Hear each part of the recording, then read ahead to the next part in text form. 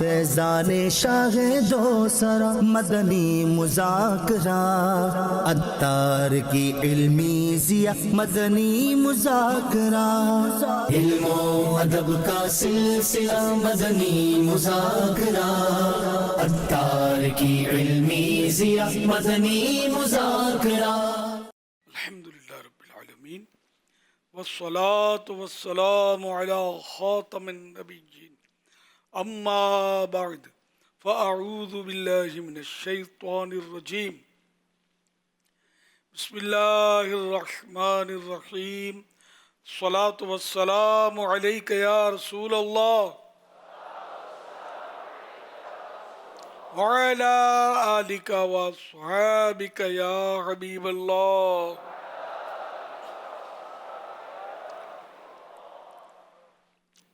الصلاة والسلام علیک یا نبی اللہ وعلی آلک واصحابک یا نور اللہ۔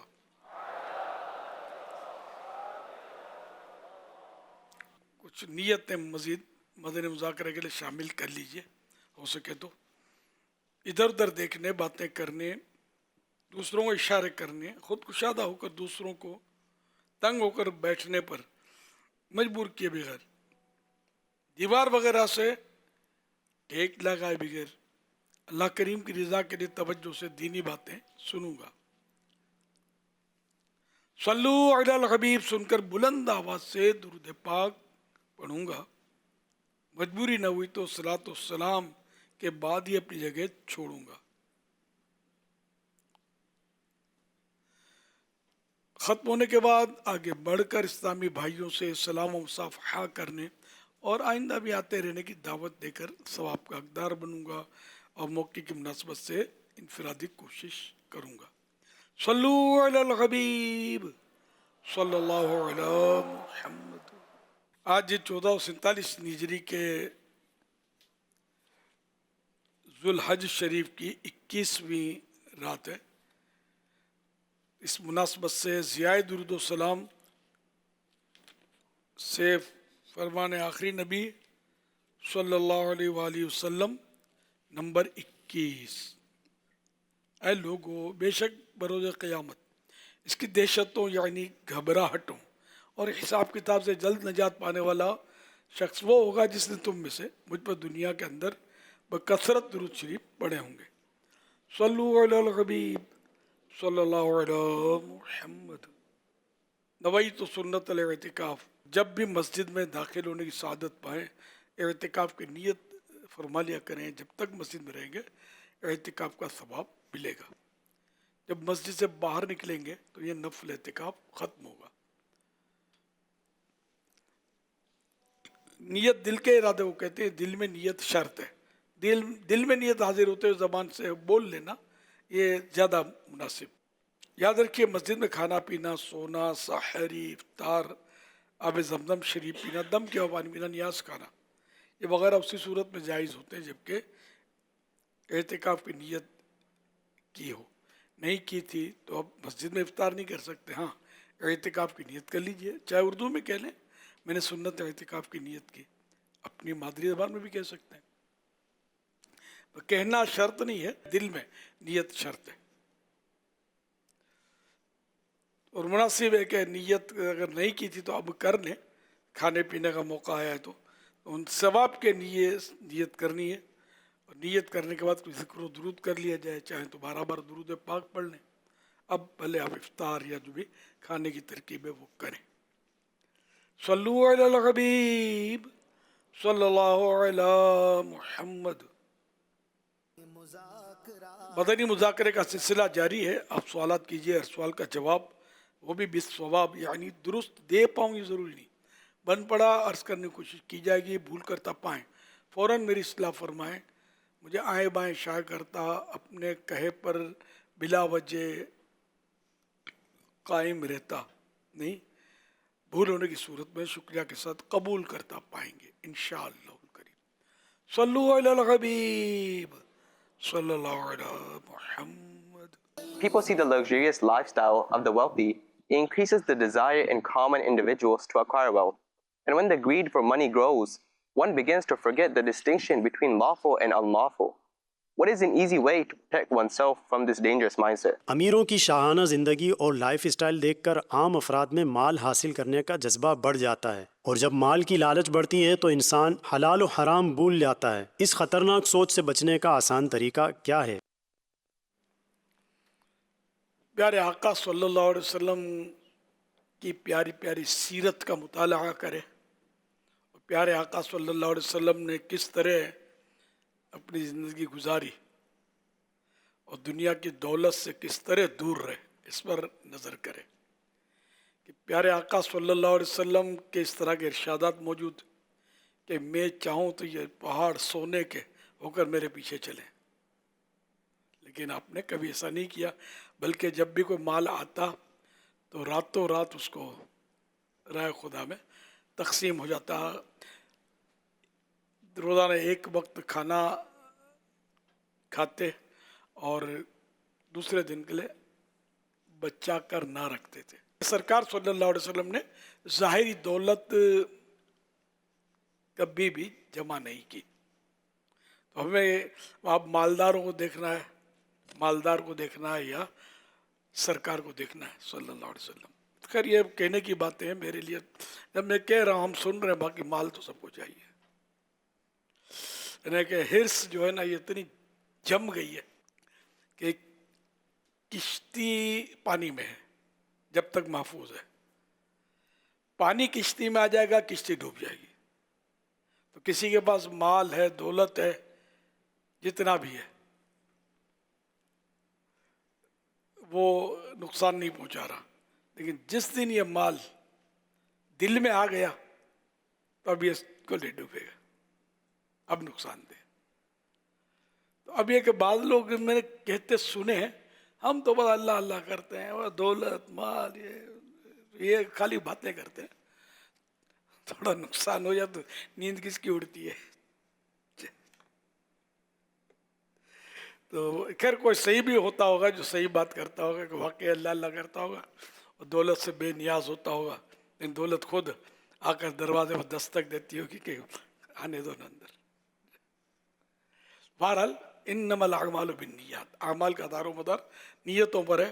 تو مال سے محبت کے بجائے مولا سے محبت کی جائے، دنیا سے محبت کے بجائے میٹھے مصطفیٰ صلی اللہ علیہ وسلم سے محبت کی جائے تو ساری دولت ہمارے قدموں میں ہوگی۔ باقی تو دنیا جو ہے یہ دنیا کی محبت یہ گناہوں کی جڑ ہے۔ قرآن کریم میں ارشاد گرامی ہے اللہ پاک کا،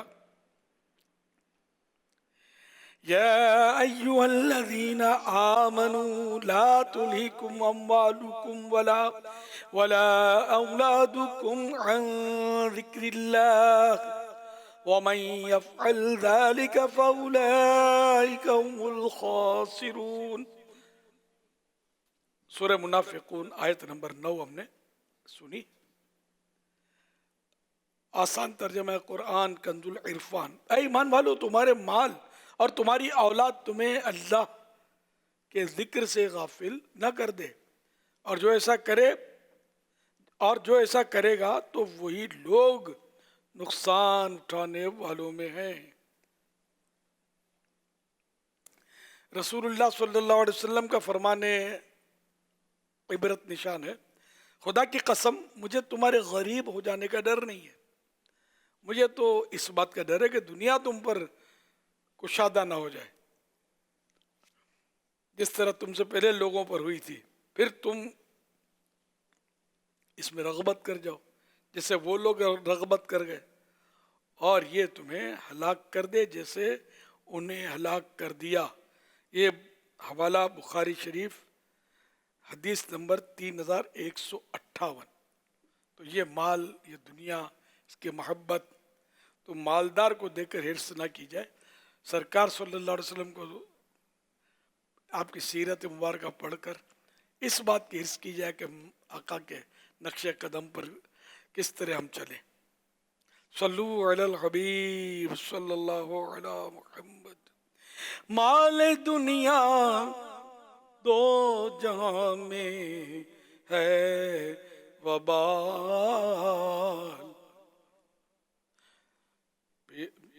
مال کا کیا کام ہے پیشے ذوالجلال،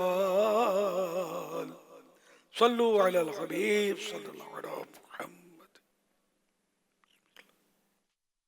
حضور آپ کے ساتھ 2 دفعہ چل مدینہ کی سعادت نصیب ہوئی ہے، تو سفر مدینہ میں نے اکثر دیکھا کہ آپ کے پاس علماء کرام مختلف ممالک سے آپ کے پاس تشریف لایا کرتے اور آپ ان سے محبت فرماتے ہیں۔ ان کے ساتھ محبت کرنے سے کیا اجر و ثواب ملتا ہے؟ آپ اس میں ہماری رہنمائی فرمائیں تاکہ ہم بھی اہل علم کے ساتھ اسی طرح محبت کرتے رہیں۔ میں علماء کرام کی خدمت میں، میرے پاس تو کیا تشریف لائیں گے وہ غریب، ہم مطلب یعنی کہ مکہ مکرمہ زادہ اللہ شرفہ و تعظیمہ میں خاص کر کہ وقت زیادہ ہوتا تھا، 45 دن کا 40-45 دن کا پیکیج ہوتا تھا اس وقت۔ یہ کاروان اور یہ VIP پیکیج اور چھوٹے یہ نہیں ہوتے تھے، گورنمنٹ کے جو قافلے بنتے تھے گورنمنٹ کی طرف سے، گروپس جن کو یہ کہتے ہیں، تو یہ بنتے تھے، اس میں ہم لوگ عام طور پہ ترکیب ہوتی تھی۔ تو ہم مطلب یعنی کہ اپنے اسلامی بھائی چھوڑتے تھے اس طرح کے، حاجی یعفور اس میں پیش تھے، رکن شورا، علماء کرام کو ڈھونڈ کے جمع کرتے تھے ہم، ان کی دعوت کرتے تھے ہم، ہمارے یہاں یہ تشریف لاتے تھے اور ہم ان کا احترام بجاتے تھے۔ ذرا سب بعض علماء کرام کی شفقتیں بعد میں جب شہرت ہوئی تو یہ ڈھونڈتے بھی تھے، یہ بھی شفقتیں کرتے ہیں، لیکن گھر تو ظاہر ہے کہ سب کو ملے یہ ضروری نہیں ہے، یوں مطلب ترکیب ہوتی تھی۔ تو علماء اگر امت میں سے مائنس ہو جائے نا تو بچے گا کچھ بھی نہیں، انگھڑ قوم ہے، عالم کی قدم قدم پر محتاج۔ اعلیٰ حضرت فرماتے ہیں کہ علماء کی قدم قدم پر حاجت ہے، یہاں تک کہ علماء کی حاجت جنت میں بھی ہے۔ آپ چونکیں گے کہ یہ کیسے؟ ہاں حدیث پاک ہے کہ اللہ پاک فرمائے گا مانگو کیا مانگتے ہو، جنتیوں سے فرمائے گا، تو یہ علماء کی بارگاہ میں حاضر ہوں گے جنتی جو کہ یہ آپ بتائیے ہم کیا مانگیں۔ تو یوں علماء کی حاجت دنیا میں اور آخرت میں، اور علماء جو ہیں وہ ان کو روکا جائے گا جنت میں جانے سے کہ پہلے شفاعت کرو جو تمہارے چاہنے والے ہیں وغیرہ، تو ان کی، تو یوں علماء کرام اپنے تلامذہ کی، شاگردوں کی اور چاہنے والوں کی، عقیدت مندوں کی وہ شفاعت کریں گے، یہاں تک کہ کسی نے اگر پانی کا گھونٹ پلایا، کسی نے کچھ کوئی بھی یعنی کہ خدمت کی، تو وہ مطلب علماء کی شفاعت سے جنت میں جائے گا۔ شفاعت کبریٰ کا دروازہ تو میرے پیارے آقا صلی اللہ علیہ وسلم کھولیں گے، تو یوں شفاعت پہلے تو سرکار شفاعت فرمائیں گے، اس کے بعد عام شفاعتوں کا سلسلہ ہوگا، پیر اپنے مریدوں کی شفاعت، علماء اپنے شاگردوں کی شفاعت، اس طرح مطلب مختلف شفاعتیں شروع ہو جائیں گی، تو کسی نہ کسی حوالے سے جنت میں داخلہ اللہ کرے کہ نصیب ہو جائے۔ تو یوں علماء کی خدمت یہ بہت بڑی سعادت ہے، بہت بڑی سعادت ہے، کرنی بھی چاہیے، ان کی صحبت بھی اختیار کرنی چاہیے، لیکن ہو خوش عقیدہ عالم، ٹنا ٹن سنی، عقیدے میں کوئی گڑبڑ نہ ہو، صحابہ کرام کے بارے میں بالکل بکواس نہ کرتا ہو، بلکہ اشارتاً کنایتاً بھی کلام نہ کرتا ہو، صحابہ کی صرف لب سے عظمت نکلے، تنقید خلاص، ایسی زبان نہیں چاہیے جو تنقید کرے، ایسا دماغ گٹر میں جائے جو صحابہ کرام پر تنقید کا اس کا ذہن بنے، نہ نہ نہ نہ ہمیں نہیں چاہیے۔ ہم تو مطلب یہ ہے کہ صرف پیچھے صحابہ اہل بیت کے، یہ سرکار صلی اللہ علیہ وسلم کے پیچھے، ٹھیک ہے نا، اس طرح دیگر اولیاء کرام کے بارے میں کوئی مطلب ہے کہ کمزور بات نہ کرے۔ اچھا، فی زمانہ اس دور میں امام احمد رضا خان رحمۃ اللہ علیہ یہ ہمارا معیار ہے، انہوں نے ہمیں قرآن و حدیث صحیح سمجھایا اس دور میں، ٹھیک ہے نا، اس دور میں صحیح سمجھایا قرآن و حدیث کا مفہوم، اور ہمیں عقائد واضح کر کے سمجھائے. تو امام میرا تو یہ میں نے معیار بنایا ہوا ہے کہ امام اہل سنت اعلیٰ حضرت رحمۃ اللہ علیہ سے جو محبت کرتا ہے تو وہ ہمارے سر کا تاج. جو ان پر تنقید کرتا ہے، ان کا ذکر خیر سن کر منہ پر بادل چھا جاتے ہیں، کدورت منہ پر آتی ہے تو اپنے کو یہ نہ چلے. میں اعلیٰ حضرت والا ہوں. اعلیٰ حضرت رحمۃ اللہ علیہ کا سن کر چہرہ بشاشت سے کھل اٹھے. یہ اپنا صلو علی الحبیب صلی اللہ علی صلی محمد. اللہ تعالی علی محمد. حدیث پاک میں ہے کہ حضرت عبد الرحمن بن ابی بکرہ رضی اللہ تعالیٰ عنہ سے روایت ہے، اللہ پاک کے سب سے آخری نبی رسول ہاشمی صلی اللہ علیہ وسلم نے فرمایا عالم بنو یا طالب علم، علم دین سننے والے بنو یا علم دین سے محبت کرنے والے بنو، پانچویں مت بننا ورنہ ہلاک ہو جاؤ گے. یعنی کم سے کم دل میں علم دین سے محبت ہو، اور عالم ہوتا ہی وہ جس کو علم دین حاصل ہوتا ہے. علم دین کی ایک مطلب وہ اس میں میعاد ہے، یعنی مقدار ہے کہ عالم کی جو ڈیفینیشن ہے کہ اپنے عقائد سے کما حق ہو واقف ہو، جیسا ہونا چاہیے، سارے عقائد سے واقف ہو اور اس میں مستقل ہو، پرماننٹ، اس کو یاد ہوں یہ اپنے عقائد، اور ضرورت کے مسائل جانتا ہو اور ضرورت کے مسائل اتنی صلاحیت رکھتا ہو کہ کتابوں سے خود نکال سکے. ورنہ یہ کہ خالی سند حاصل کر لینا، اعلیٰ حضرت خود فرماتے ہیں سند کوئی چیز نہیں ہے. ہمارے یہ ہوتا ہے کہ درس نظامی کی سند حاصل کر لی تو یہ بولتے علامہ بولتے ہیں اس کو. ارے علامہ کی تعریف اس کو تو پوچھو، یہ بولتے کس کو علامہ، انوس دلی دورست. سند کوئی چیز نہیں، اعلیٰ حضرت فرماتے ہیں سند کوئی چیز نہیں. علم چاہیے. صحابہ کرام کے پاس کون سی کاغذ پہ لکھی ہوئی سند تھی؟ علم تھا. سرکار کی صحبت سے ڈائریکٹ علم حاصل کیا تھا. تو علم ہو، چاہے وہ کسی مدرسے سے حاصل کیا ہو، عالم کی صحبت سے حاصل کیا ہو، کتابیں پڑھ کر حاصل کیا ہو، یا سن کر حاصل کیا ہو، اس شرائط پر پورا اترے گا تو وہ عالم بن جائے گا، ورنہ نہیں. صلو علی الحبیب صلی اللہ علی صلی اللہ محمد. تعالی علی محمد. یوٹیوب چینل مولانا الیاس قادری. احمد رضا بھائی سوال کر رہے ہیں کہ نعت سنتے ہوئے رونا آئے تو اس میں ریا سے خود کو کیسے بچائیں؟ کیا اس میں ترغیب کی نیت کر سکتے ہیں؟ کیا نیت کر سکتے؟ ترغیب کی نیت. ترغیب. جی. آپ اس درجے کے ہیں کہ آپ اگر رونے سے منہ بنا لیں تو لوگوں کے آنسو بہہ جاتے ہیں، تب تو ترغیب کی نیت بن سکتی ہے. نہ اچھی طرح غور کر لینا ہے کہ ہم کیا اتنی حیثیت ہے ہماری کہ ہم روئیں گے تو لوگ ترغیب کی وجہ سے رونا شروع کر دیں گے. ہاں ترغیب کا نہیں، تو آپ نے ترغیب کا ترغیب ہی فرمایا. ترغیب. تو یہ کہ لوگوں کی ترغیب کے لیے خود روئے، عزت ہی بڑھے گی لوگوں کے دلوں میں کہ بڑا عاشق رسول ہے.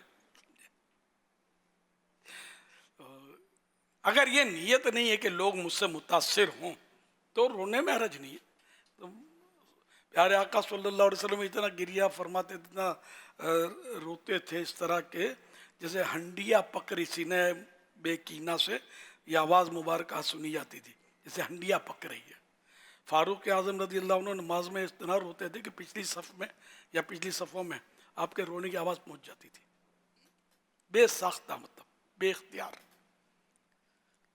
تو اگر بے اختیار رونا نہیں آتا تو ارادتاً یا کوشش کر کے بتکلف رونا بھی جائز ہے، پر ریا کے لیے نہ ہو.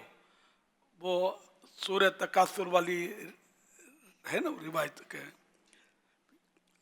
کہ سرکار صلی اللہ علیہ وسلم نے فرمایا کہ میں تمہارے سامنے سورہ تکاثر پڑھتا ہوں. حدیث کا مضمون عرض کر رہا ہوں، تو جس سے ہو سکے وہ روئے. تو یہ سب رو نہیں پائے تو غالباً پھر فرمایا ہے نا کہ میں پڑھتا ہوں، اب جس کو رونا نہیں آتا رونے جیسی صورت بنائے. تو اس طرح مطلب انہیں رونے کی پیارے آقا صلی اللہ علیہ وسلم نے ترغیب دی. ترغیب باللسان تو سمجھ میں آئی ہے نا، عمل سے ترغیب یہ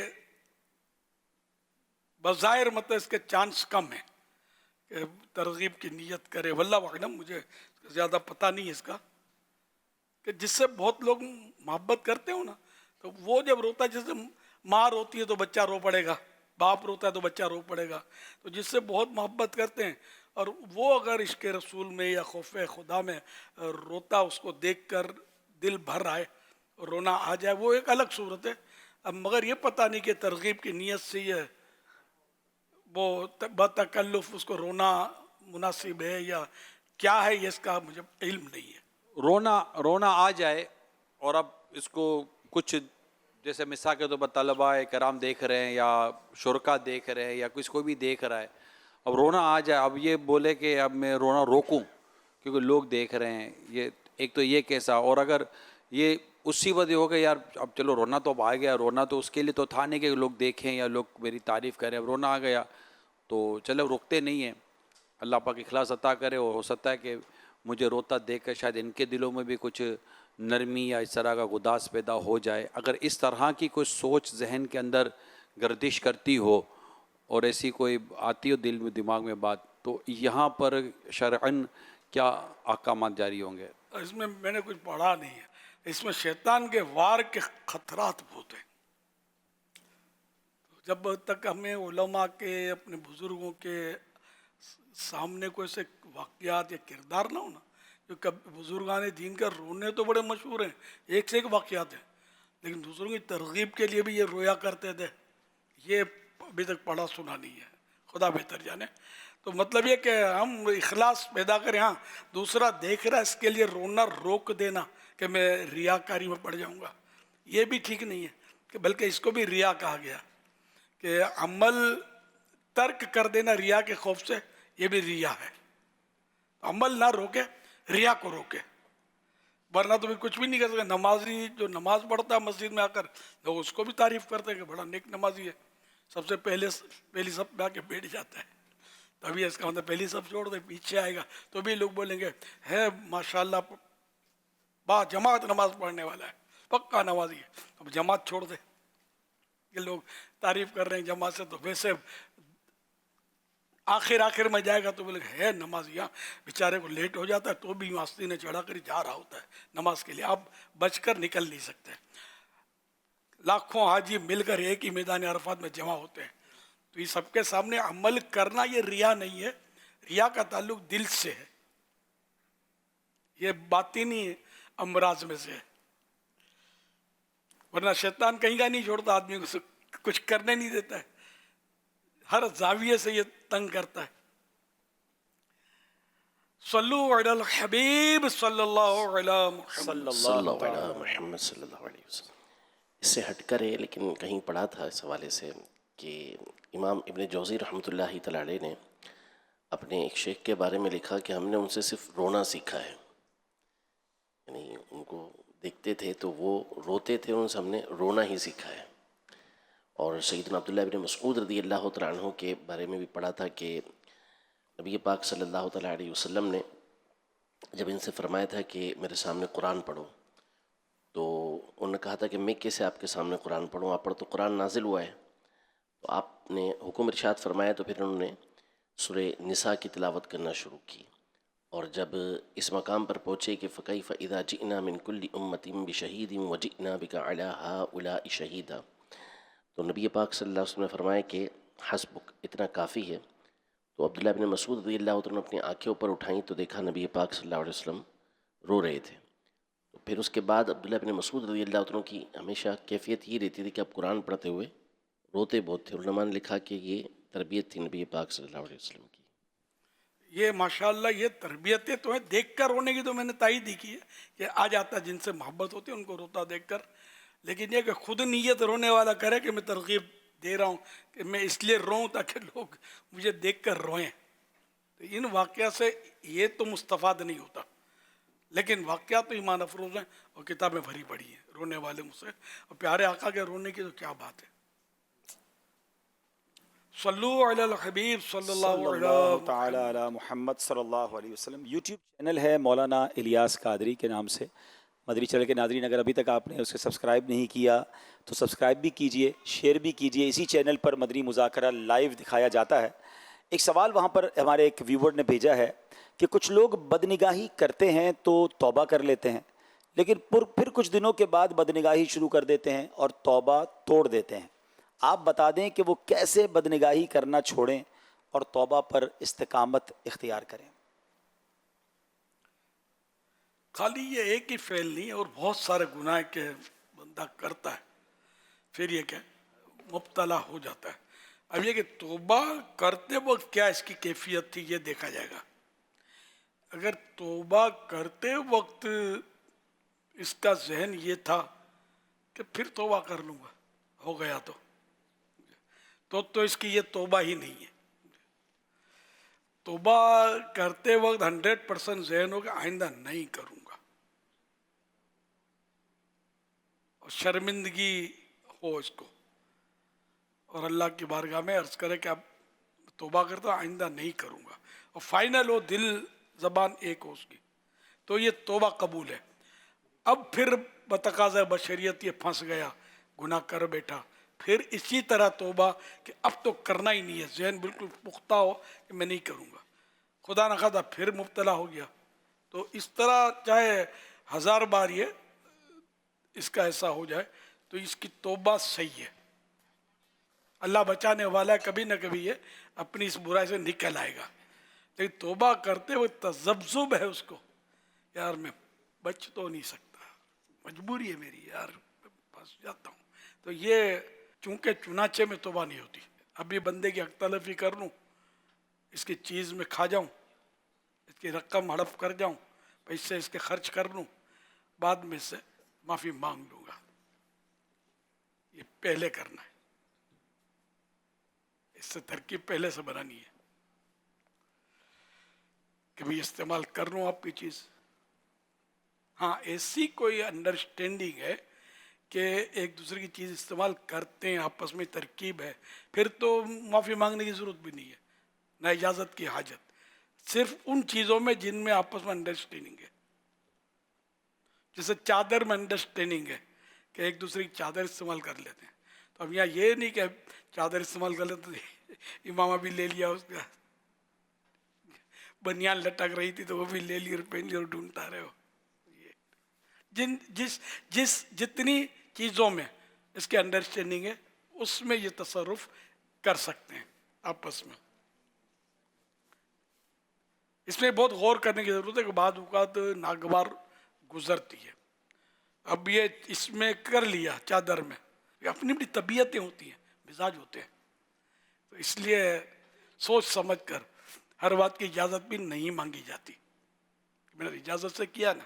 اب بعض اوقات ناگوار گزرتا ہے، یہاں تک کہ جیسے کہ پیر ہے نا، پیر کسی سے کچھ مانگ لے تو بندہ نہ بول نہیں سکتا۔ اچھا اب ایک تو ہے کہ پیر کی ترکیب ہے، اور مرید نے کہا ہوگا آپ کو جب بھی ضرورت ہو میرا مال آپ کا ہی مال ہے، تو بولتے ہیں نا، تو یہ کہ آپ جب بھی ضرورت ہو مجھ سے آپ حکم دے دیجئے لے لیا کریں۔ اب اس کو تو پیر صاحب نے کہا تو نو پرابلم، صحیح ہے۔ اب ایسے مرید سے پیر صاحب نے کہا جن سے اس طرح کی کوئی ترکیب نہیں ہے، اب اس سے کہہ دیا کہ ذرا مجھے 1000 روپے کی ضرورت ہے آپ دے دیجئے، اب مرید تو دے گا، نہ نہیں بولے گا، مروت میں دے گا۔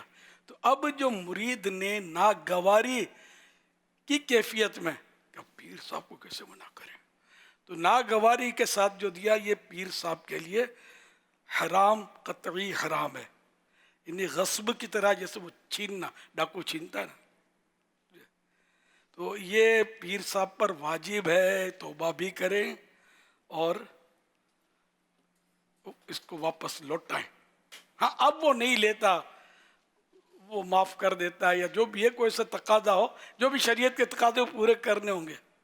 اچھا اب پیر صاحب، تو اس میں خطیب صاحب بھی آ گئے، امام صاحب بھی آ گئے, استاد صاحب بھی آ گئے. جی ہاں, استاد صاحب بھی جو چاہا شاگرد سے لے لیا, مانگ لیا.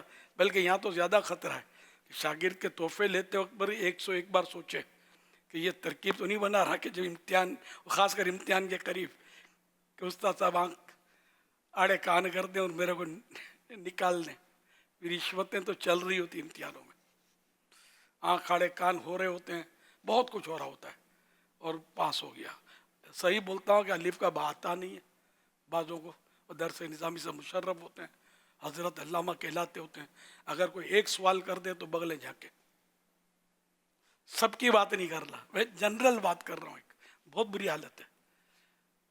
اسی طرح دنیاوی سندیں بالکل بک جاتی ہیں, مل جاتی ہیں.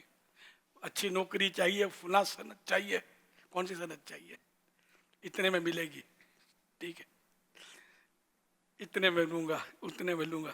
یعنی بس یہ دنیا داری ہر طبقے میں پائی جاتی ہے. یعنی یہ دنیا داری میں کیا مطلب گناہ گاری, گناہ ہر دنیاوی سند خریدے یا دینی سند خریدے یا غلط سند لے لے دینی ہی سورس کی بنا پر, گناہ تو ہے نا. یہ جو آپ بیان فرما رہے ہیں نا تو جی یہ مجھے میرے ساتھ ہے کہ آپ یہ پیر صاحب والا بیان جو آپ فرما رہے ہیں کہ پیر و مرید کا, تو یہ جو آپ نے بیان فرمایا استاد اور شاگرد والا, امام صاحب اور اپنے مقتدی والا, تو یہ باپ اور بیٹے کے تعلق سے تو یہ نہیں پڑے گا کہ بیٹے پر گراں گزرتا ہے اور باپ اگر بیٹے سے لے تو ایسا تو نہیں کوئی بیٹا بولے کہ یار یہ تو مطلب میرے کو تو گراں گزرا. حالانکہ باپ اگر حاجت مند ہے, ضرورت مند ہے, تو یہاں باپ اور بیٹے کے تعلق سے پھر کیا ہوگا؟ بیٹے کے بعد اگر وسعت ہے تو نالائق ایسا بیٹا کہ باپ کچھ کہے اور بیٹا بولے گا نہیں, توبہ استغفر اللہ. لیکن یہ کہ حکم شریعت کیا ہے یہ علماء سے ہم سیکھیں گے. ایسے موقع پر کہ باپ مانگ رہا ہے, باپ محتاج نہیں ہے لیکن مانگ رہا ہے, وہ بیٹا بھی محتاج نہیں ہے, دے سکتا ہے, اس کو ناگوار گزرے. اب تو پتہ ہے باپ کو کہ یہ مطلب تھوڑا چھوٹا ہے, اس کا دل چھوٹا ہوتا ہے اولاد کا دل. نہیں حضور, اب اس کو ایک دوسرے اگر اس میں دے گا, اگر بیٹا وسعت والا آپ نے فرما نہیں ہے, باپ کو پتہ ہے کہ بڑی مشکل سے اپنا گھر چلا رہا ہے, بیوی بچوں والا ہے, گھر کا کرایہ بھی دیتا ہے, ایسے میں والد صاحب اس کو کہہ دے کہ یار آم کی پیٹی تو بیٹا ذرا گھر پہ پہنچا دے یار, نئے نئے آم آئے.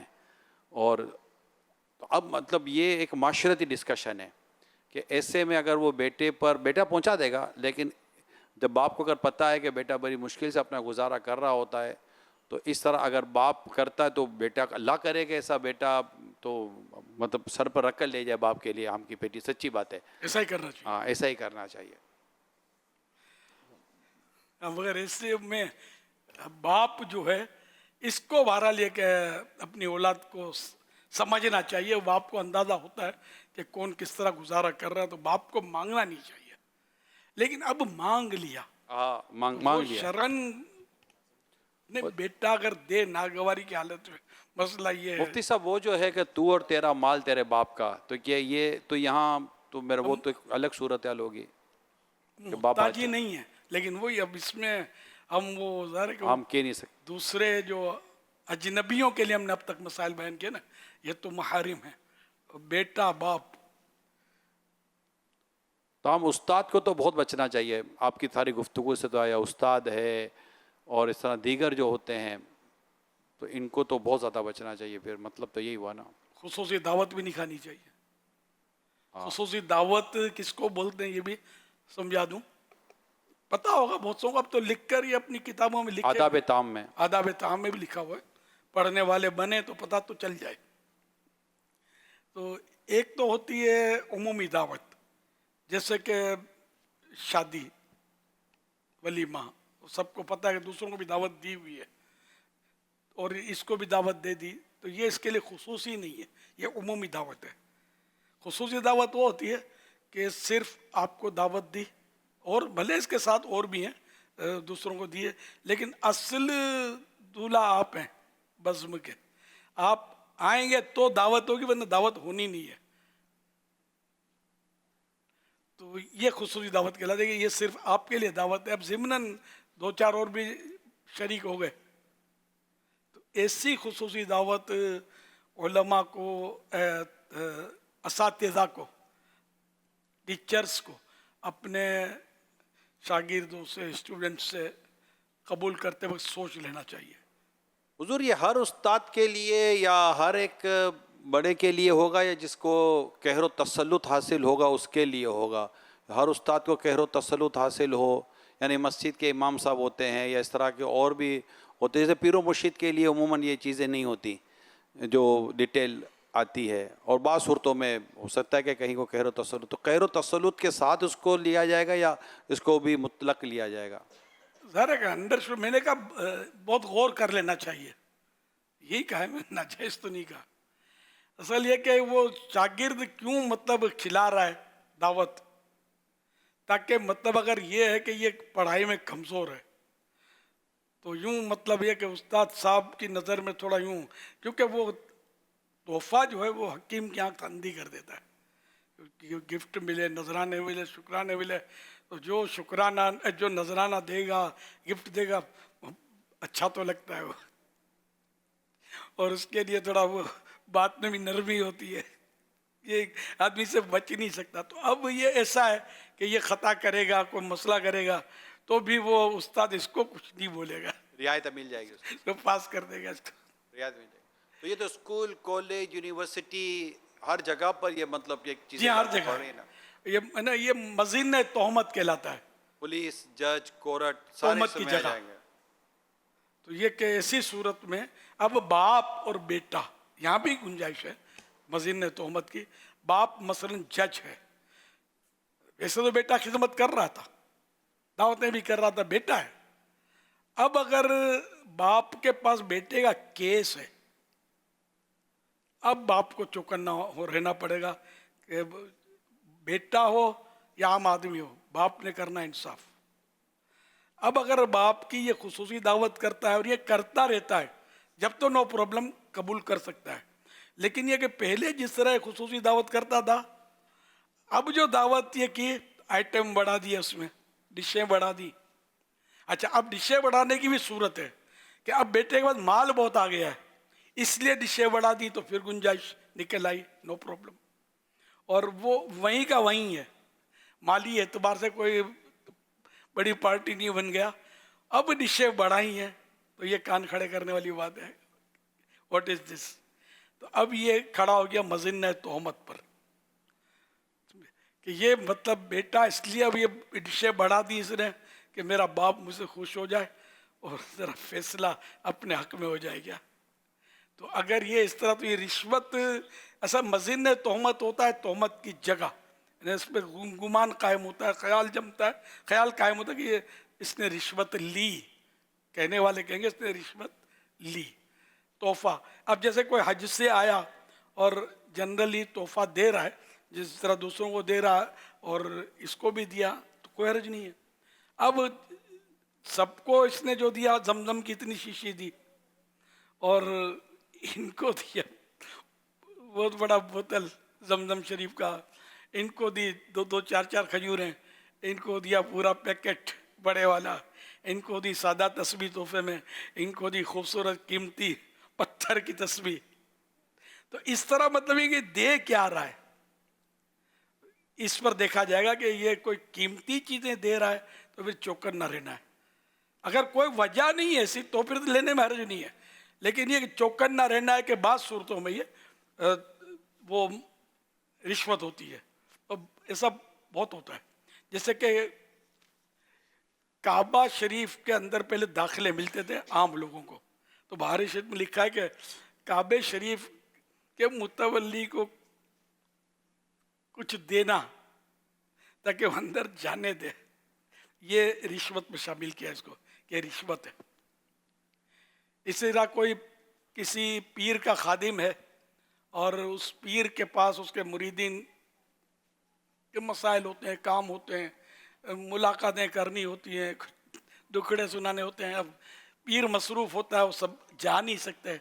अब इसका जो खादिम है जो रोकता है दूसरों को, नहीं आने देता, उसको तोहफा देना, नजराना पेश करना ताकि ये थोड़ा दरवाज़ा ढीला हो जाए। تو یہ واقعی کیونکہ جب خادم کے ہاتھ میں ہوتا ہے کہ کس کو ملوانا کس کو نہیں ملوانا تو ایسوں کو ملوا دے گا جو خدمت کرے گا اس کی، یہ اس کے لیے رشوت ہے.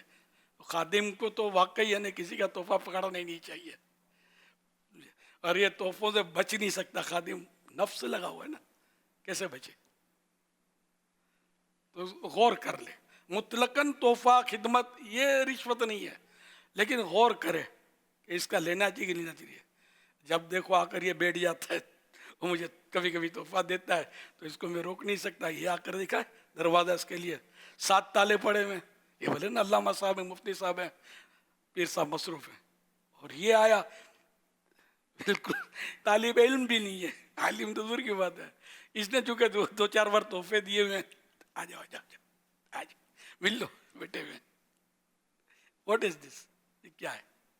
یہ بڑا سوچ سمجھ کر مطلب لینا ہے تحفہ. اس طرح دعوت اسلامی کے ذمہ داران جو ہیں ان کے لیے بھی مسائل ہیں کہ ان کے ماتحت جو ہوتے ہیں نا، ان سے یہ بھی تحفہ نہ لیں، کہ تحفہ لیں گے نرم گوشہ پیدا ہوگا. کبھی یہ ذرا کہ غلطیاں تو کرتے ہیں، لڑائیاں کرتے ہیں، کبھی کچھ کرتے ہیں، کبھی مسائل کر دیتے ہیں.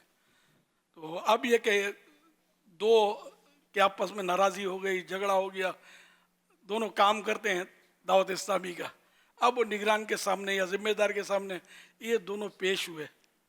اب جو خدمت کرتا تھا، جو مرغیاں کھلاتا تھا، جب دیکھو مطلب مرغی کی ٹانگ بھنی ہوئی آ جاتی تھی، اب اس کے خلاف نگران فیصلہ کرے گا کیسے؟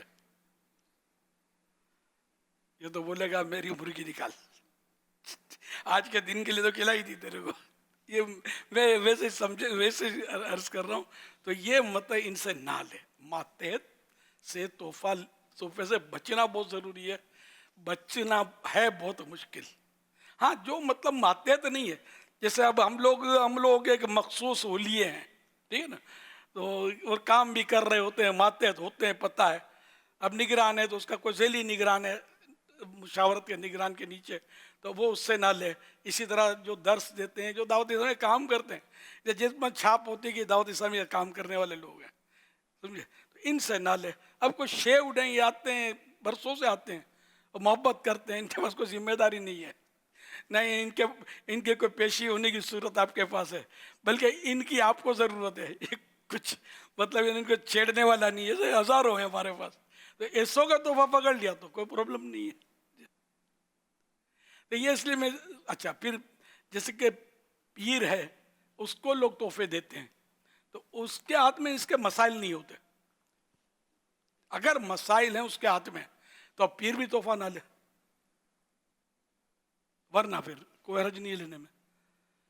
اس طرح علی ھذا القیاس بہت نازک معاملات ہے.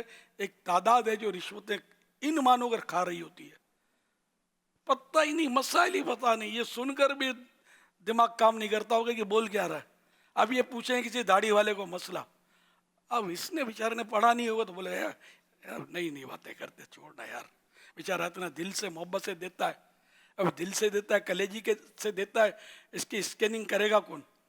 حضرت عمر بن عبدالعزیز رضی اللہ تعالیٰ عنہ کا یہ بخاری شریف میں واقعہ ہے اس طرح کا کہ آپ کہیں دورے پر تھے تو بچے سیب کے طباق، ایپل کسی تھال میں لے کر کھڑے ہوئے تھے ان کو دینے کے لیے حضرت عمر بن عبدالعزیز کو رحمۃ اللہ تعالی علیہ.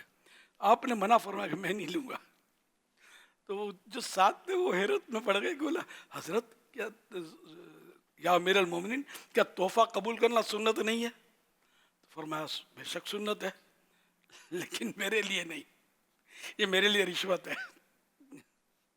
کہ میں حاکم ہوں اور یہ محکوموں نے بھیجا ہوا ہے. تو وہی کہ مطلب یہ کب مطلب یہ نہیں کہ نرم گوشہ، تو ان کو قہر و تسلط حاصل تھا، استاد کو شاگردوں پر، نگران کو ماتحتوں پر، پیر کو مریدوں پر، جج کو ان کے بعد جو بھی مقدمے آتے ہیں ان پر ایک طرح کی یعنی کہ قوت حاصل ہوتی ہے. یہ لوگ ان کے مطلب یعنی کہ ماتحت ہوتے ہیں ایک طرح سے کہ، اور ان کی اس طرح کی مطلب یعنی صورت ہوتی ہے، ان کو غلبہ حاصل ہوتا ہے بعض چیزوں پر. تو ان سے کام نکلوانے ہوتے ہیں. لوگ ویسے نہیں دیتے. میں صحیح بولتا ہوں. ایس ایچ او صاحب کے ہر دوسرے دن دعوت ہو رہی ہے. یقین مان ایس ایچ او جس دن سیٹ سے اترا نا, لوگ سلام بھی نہیں کریں گے اس کو. میں جنرل بات کر رہا ہوں. پولیس سے بنا کے رکھتے ہیں. کیوں بنا کے رکھتے ہیں؟ یہ بڑی بڑی پارٹیاں جو ہوتی ہیں نا, یہ مطلب ان کی بہت اپروچ ہوتی ہے.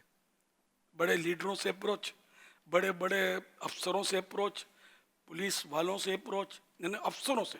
چھوٹے پولیس کو تو ایک گھاس بھی نہیں ڈالیں گے. یہ کیسے ہوتی ہے؟ ان کے کوئی سرخاب کے پر لگے ہوئے کیا؟ پیسوں بولے 6, خدمت, دعوت, تحفہ, سوٹ پیس, گفٹ, موقع بموقع, عیدی کے نام پر تو کسی نام پر تو اس کے نام پر پیش کر دیا. صرف بدماشوں کو لوگ دیتے ہیں. خیر ان کو شر سے بچنے کے لیے دیتے ہیں. تو اگر کسی کو شر سے بچنے کے لیے دیے تو رشوت تو ہے ہی ہے, دینے والا گناہ گار نہیں ہے. لینے والا بہرحال اس کے لیے تو یہ حرام ہے, قطعی حرام. آپ نے مسجد نے تہمت کے تعلق سے ارشاد فرمایا کہ تہمت کا ایک مطلب واجب ہے سے پھر بچنا نا, کیونکہ یہ ایک لازم نہیں کہ رشوتی دے رہا ہے. اگر رشوت دینا ہو تو پھر تو لینا ہی حرام ہو جائے گا. اب یہ ارشاد فرمائے کہ جو لے رہا ہے دینا ہر صورت میں حرام نہیں ہے. ہاں بھئی یہی آ رہا تھا کہ جو لے رہا ہے اس کے لیے تو مزن نہ ہے, اس کے لیے تو تہمت کی جگہ کہ نہ لے. اب دینے والا اس کی نیت ہے نہیں کہ میں مطلب کہ میں رشوت کی نیت سے دے رہا ہوں, مگر وہ لینے والا رکے. تو اب لینے والا اگر لے لیتا ہے اور وہ نہیں رکتا اور مزین تہمت پہ خود کو پیش کرتا ہے تو اس کی تو گرفت ہے, مگر اس مقام پر دینے والے کی تو گرفت نہیں ہوگی, اس نے رشوت کا کوئی قصد نہیں کیا.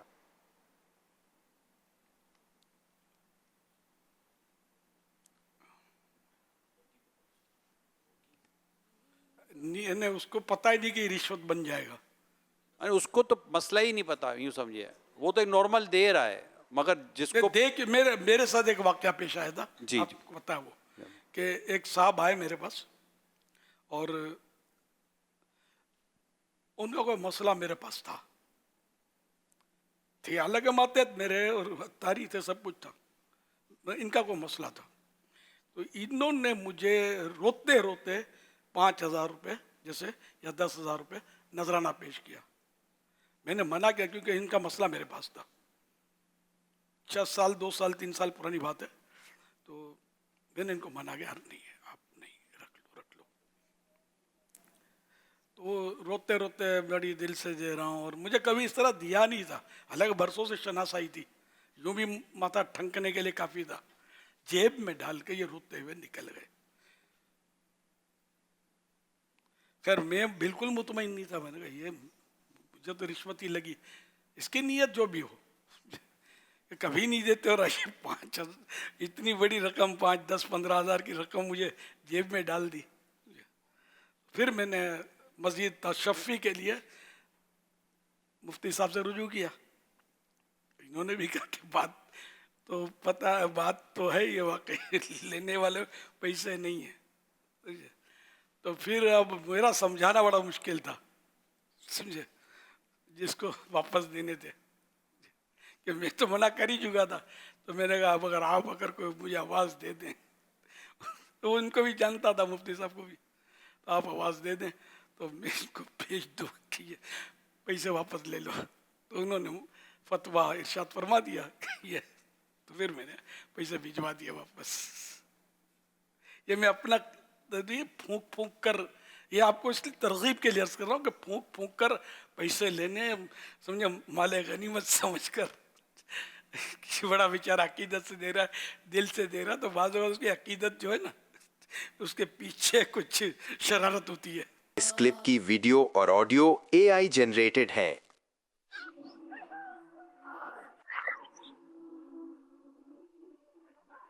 حمزہ بھائی, میں اس گاؤں میں چھٹیاں نہیں گزار سکتا. یہاں پر بہت مچھر ہیں. مچھروں نے کاٹ کاٹ کر مجھے بالکل سونے نہیں دیا. اور مجھے بھی. دوستو فکر نہ کرو, نانا ابو کا اس گاؤں میں بہت بڑا فارم ہاؤس ہے. اور وہ بالکل شہر جیسا بنا ہوا ہے. آپ کو بہت مزہ آئے گا وہاں پر. چلو فارم ہاؤس چلتے ہیں. نانا ابو کا غم، نانا ابو کا غم، نانا ابو کا غم، نانا ابو کا غم. ارے گیٹ تو بند ہے تو اب کیا ہوگا؟ آج کا دن بھی لگ رہا ہے مچھروں میں ہی گزارنا ہوگا. نہیں، مورو چاچا کے پاس اس کی چابی ہوتی ہے. وہ کسی کام سے گئے ہوں گے، آتے ہی ہوں گے. وہ یہی چوکیداری کرتے ہیں. فارم ہاؤس نانا ابو کا ہی تو ہے. میں اوپر چڑھ کر کنڈی کھول لیتا ہوں. نہیں، بری بات ہے، ہمیں ایسے نہیں کودنا چاہیے. کچھ نہیں ہوتا حمزہ بھائی، نانا ابو بہت اچھے ہیں.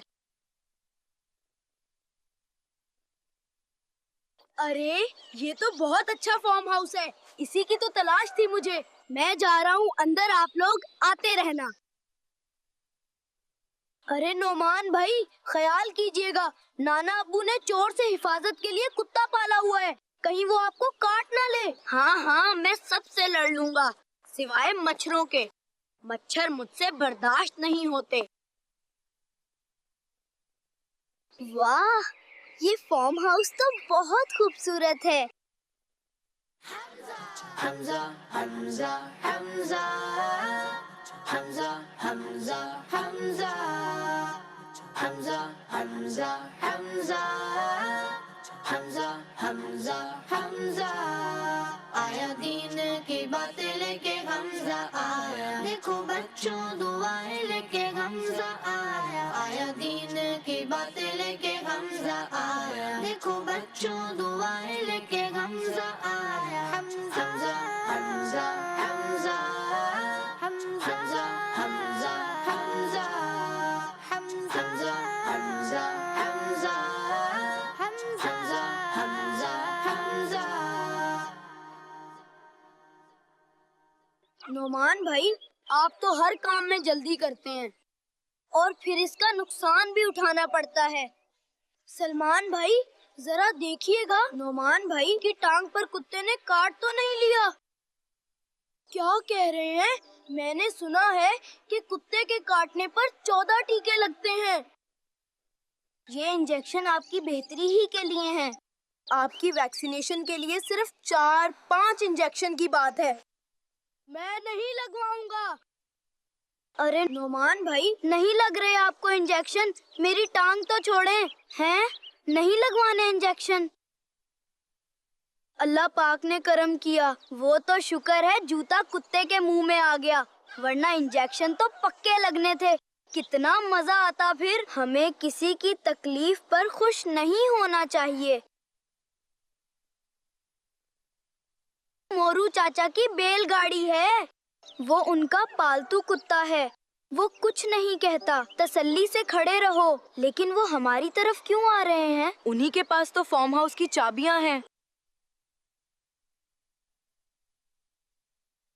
پیارے امیر اہل سنت، کسی کے گھر میں بغیر اجازت جھانکنا اور کودنا کیسا؟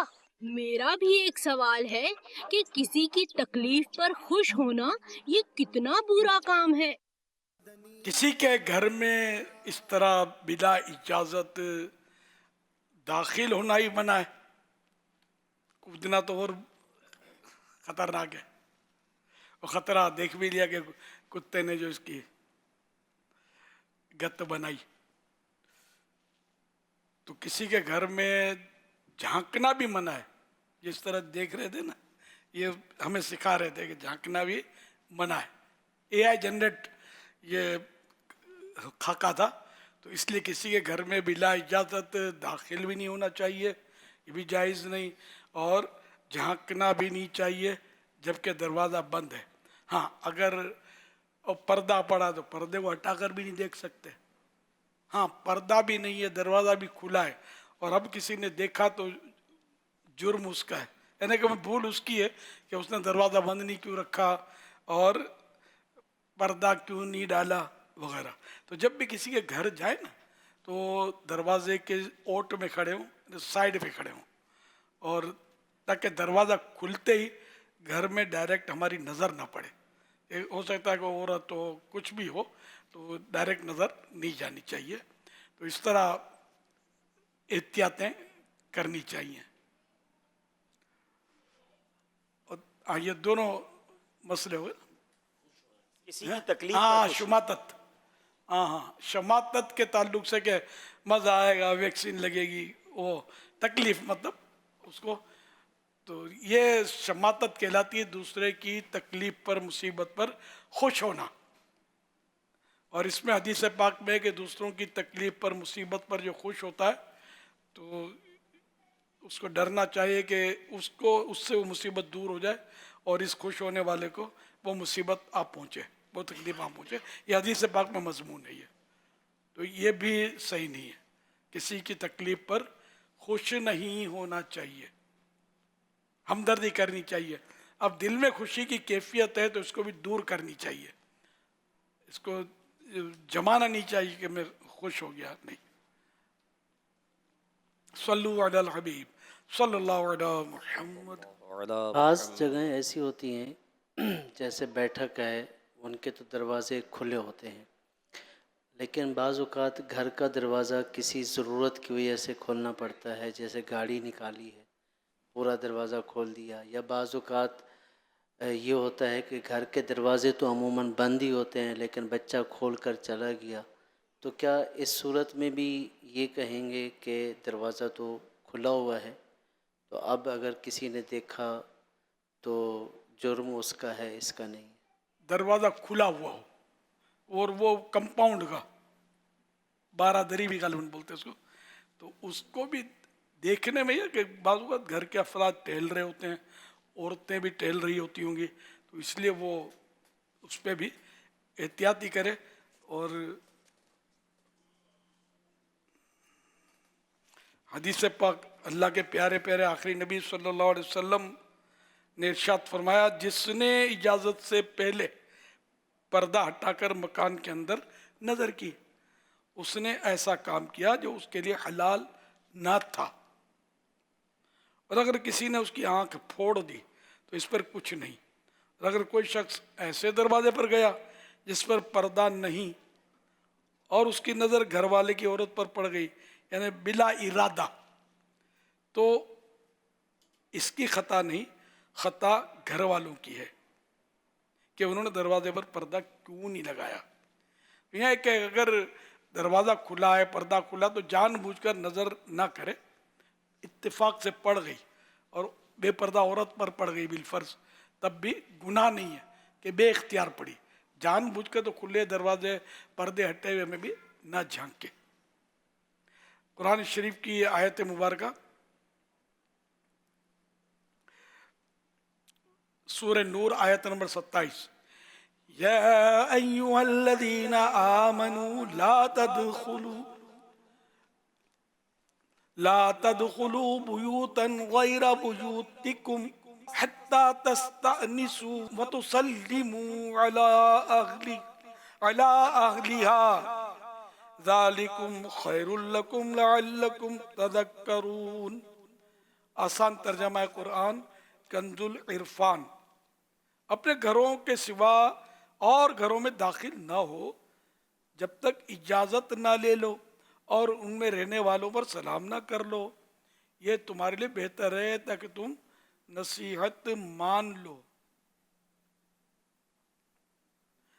हज़रत सैयदना अब्दुल्ला इब्न बुस्र रज़ी अल्लाह अन्हु फरमाते हैं कि अल्लाह के प्यारे नबी सल्लल्लाहु अलैहि वसल्लम जब किसी कौम के दरवाजे पर आते तो मुंह की तरफ से दरवाजे के सामने ना होते, लेकिन उसके दाहिने या बाएं रहते, यानी दाएं बाएं रहते, दरवाजे के खुले दरवाजे के सामने ना होते, और लेफ्ट या राइट आप साइड मतलब में रहते।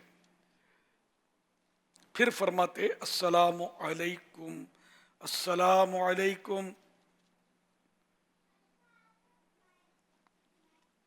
सल्लु अलल हबीब सल्लल्लाहु अला मुहम्मद। तो खोलो मैं हूं कहने के बजाय अस्सलामु अलैकुम। और अगर कोई पूछे कि कौन है तब भी ये नहीं कहे कि मैं हूं, बल्कि अपना नाम ले। अच्छा, घर में झांकने और उसकी आंख फोड़ने वाली हदीस शरीफ की वजाहत करते हुए हज़रत मुफ्ती अहमद यार खान नईमी रहमतुल्लाह अलैह फरमाते हैं, आंख फोड़ देने वाले को न तो कोई सज़ा दूंगा न मलामत करूंगा, क्योंकि यहाँ कसूर उस झांकने वाले का है। याद रहे, अहनाफ के नज़दीक, हनफियों के नज़दीक ये फरमान अली डराने धमकाने के लिए है, वरना उसकी आंख फोड़ने वाले से आंख का किसास ज़रूर लिया जाएगा।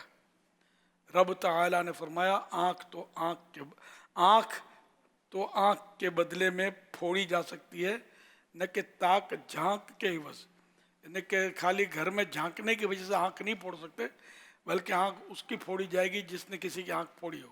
लेकिन ये भी करेगा काजी। हाँ, यानी हम अपने तौर पर वो बदले लेने शुरू कर दें और अपनी मर्जी से तो कोई मसले खड़े हो जाए, पुलिस पकड़ लेगी।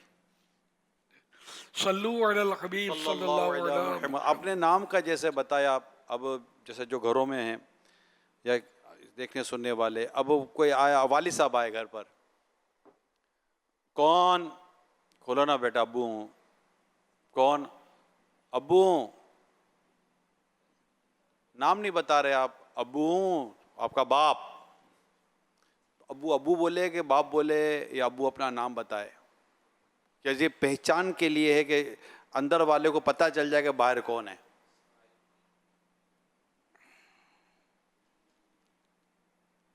हदीस में वो नाम का है। अब मैं अपनी तरफ से शरह कैसे बयान करूं? अब बात ये भी समझ में आती है कि अब्बू यानी वो कौन है। अब ये देखो, इस वक्त तो दौर नाजुक है और हालात के मुताबिक ही अमल करना चाहिए कि अब अब्बू की आवाज़ भी बना लेगा अगला, समझे, नाम भी बता देगा अपना दोस्त के अंदाज में। बाज़ औक़ात माहौल इस तरह होता है कि पूरी आवाज़ समझ में नहीं आती और खट से दरवाज़ा खोल दिया और उसने रख दी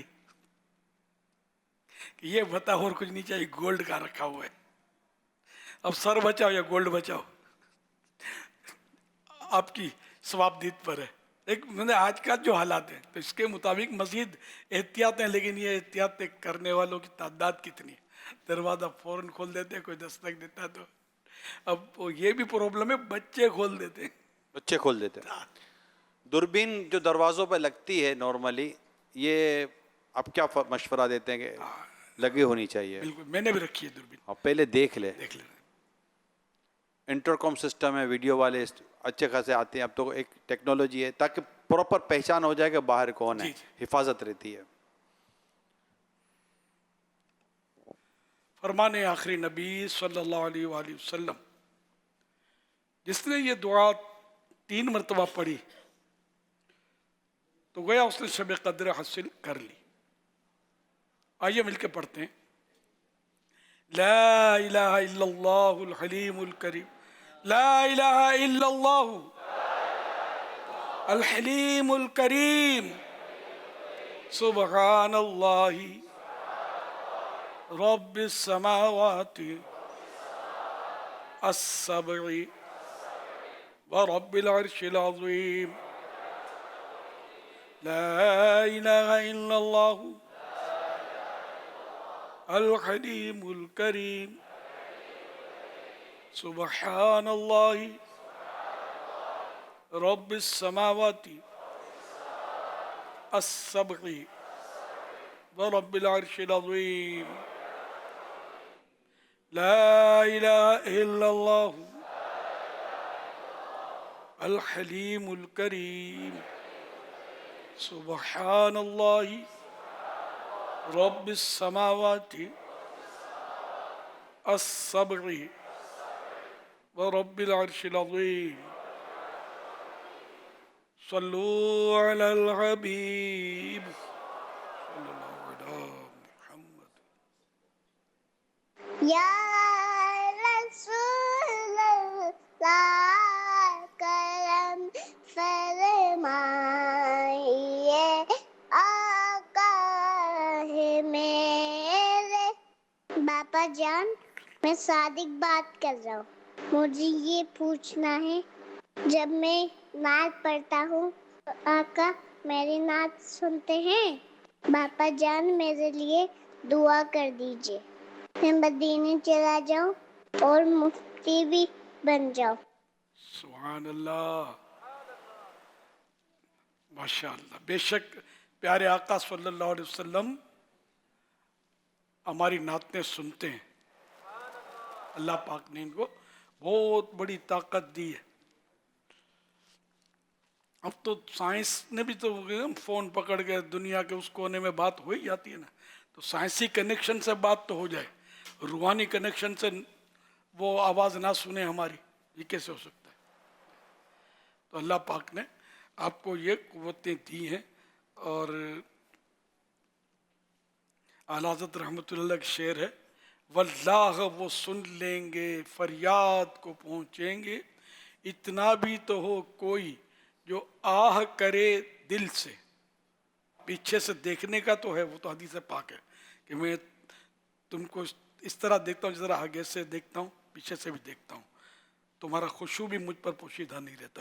خیر سرکار صلی اللہ علیہ وسلم سنتے، اور اس میں کافی علماء نے اپنے دلائل لکھے سنتے ہیں۔ صلو علی الحبیب صلی اللہ علیہ محمد۔ دور و نزدیک کے سننے والے وہ کان، دور و نزدیک کے سننے والے وہ کان، کان لعلے کرامت پہ لاکھوں سلام۔ صلو علی الحبیب صلی اللہ علیہ محمد۔ مرتبہ ایسا ہے عالی شان ذوالنورین کا، خود خدا ہے مدح گو عثمان ذوالنورین کا۔ اسلام کے تیسرے خلیفہ امیر المؤمنین حضرت عثمان غنی رضی اللہ تعالی عنہ جب کسی قبر کے پاس کھڑے ہوتے تو اس قدر روتے کہ آنسو سے آپ کی داڑھی مبارک تر ہو جاتی۔ اللہ اللہ مرتبہ عثمان ذوالنورین کا، سارے عالم میں جدھر جس سمت بھی ڈالو نظر، جس سمت بھی ڈالو نظر، بٹ رہا ہے چار سو فیضان ذوالنورین کا۔ صحابی نبی حضرت عثمان غنی، دل یکی ہے جنتی حضرت عثمان غنی، ہے شہید باوفا حضرت عثمان غنی۔ فرمان مصطفیٰ صلی اللہ علیہ وسلم حیا ایمان سے ہے، اور میری امت میں سب سے زیادہ حیادار عثمان ہے۔ میرا نام عثمان ہے، میرا نام عثمان عیسیٰ ہے، میرا نام محمد عثمان ہے، میرا نام عثمان ہے، میرا نام عثمان ہے، میرا نام محمد عثمان علی ہے، میرا نام محمد عثمان ہے، میرا نام محمد عثمان ہے، میرا نام عثمان ہے، میرا نام عثمان ہے، میرا نام عثمان ہے، میرا نام محمد عثمان فرید ہے، مجھے نام عثمان عطیہ ہے، مس عثمان، میرا نام ہے محمد عثمان، میرا نام محمد عثمان ہے، میرا نام عثمان ہے، میرا نام عثمان ہے۔ کیا بات ہے، فیضان عثمان غنی جاری رہے گا، ماشاءاللہ۔ بہت پیارے پیارے بچے، پیاری پیاری ادائیں، 7 کروڑ مرحبا۔ اللہ پاک سب کو عالم بعمل مفتی اسلام دعوت اسلامی کا مخلص مبلغ بنائے، اور ماں باپ کے ساتھ خاندان والے بھی ہوں، بار بار حج نصیب کرے، بار بار میٹھا میٹھا شہد سے میٹھا مدینہ دکھائے۔ صلو علی الحبیب صلی اللہ علیہ محمد۔ حضور آپ کی بارگاہ میں عرض یہ ہے کہ ہمارے علاقے میں اور اکثر جگہوں پر یہ دیکھا گیا ہے کہ جب دوست آپس میں بات کر رہے ہوتے ہیں تو وہ اس طرح کہتے ہیں کہ تجھ پر لعنت ہو، یا یوں کہتے ہیں کہ لاکھ لعنت ہو، یا پنجابی کے اندر یوں کہہ دیا جاتا ہے کہ لکھ دی، مطلب اتنا کہہ دیا جاتا ہے۔ تو حدیث مبارکہ میں ہے کہ مومن جو ہوتا ہے وہ لعن طعن کرنے والا نہیں ہوتا، تو اس بارے میں آپ کیا فرماتے ہیں؟ اور کیا جو اس طرح بولتے ہیں یا مکمل نہیں بولتے کہ لخ دی لعنت یا اس طرح بولتے ہیں، تو کیا وہ اس حدیث کے زمرے میں آئیں گے یا نہیں آئیں گے؟ لکھ دی سے مراد وہی ہے کہ لعنت، لکھ دی، بلکہ اشارے سے بھی لعنت دیتے ہیں، یوں ہتھیلی دکھاتے ہیں. تو اس طرح لعنت تو مومن لعن تان کرنے والا نہیں ہوتا. لعنت جو ہے نا وہ کرنے والے پر ہی پلٹتی ہے. تو لعنت کرنے کی بالکل اجازت نہیں ہے. اور اس سے عام یہ معاشرے میں ہے، لعنت دیتے ہیں ایک دوسرے کو. لعنت صرف اس کو دینا مباح ہے، مباح یعنی کہ ثواب نہیں ہے، کہ جس کا کفر پر مرنا یقینی ہو اس پر لعنت کی جا سکتی ہے، کہ وہ یقینی طور پر اللہ کی رحمت سے دور ہو گیا. شیطان کو لعنت کر سکتے ہیں کہ اس کا یقینی طور پر یہ کہ یہ جہنمی ہے، ہمیشہ رہے گا، لیکن فضیلت نہیں ہے. کسی کو لعنت کی تو ثواب نہیں ملے گا. اللہ کے پیارے پیارے سب سے آخری نبی صلی اللہ علیہ وسلم کا فرمان عالی شان، جب بندہ کسی چیز پر لعنت کرتا ہے تو وہ لعنت آسمان کو جاتی ہے، آسمان کے دروازے بند کر دیے جاتے ہیں، پھر زمین پر اترتی ہے، اس کے دروازے بھی بند کر دیے جاتے ہیں، پھر داہنے بائیں یعنی رائٹ لیفٹ جاتی ہے. جب کہیں راستہ نہیں پاتی تو اس کی طرف آتی ہے جس پر لعنت بھیجی گئی. اگر اسے اس کا اہل پاتی ہے کہ وہ لائق ہے لعنت کے تو اس پر پڑتی ہے، ورنہ بھیجنے والے پر آ جاتی ہے. حوالہ سنن ابو داؤد.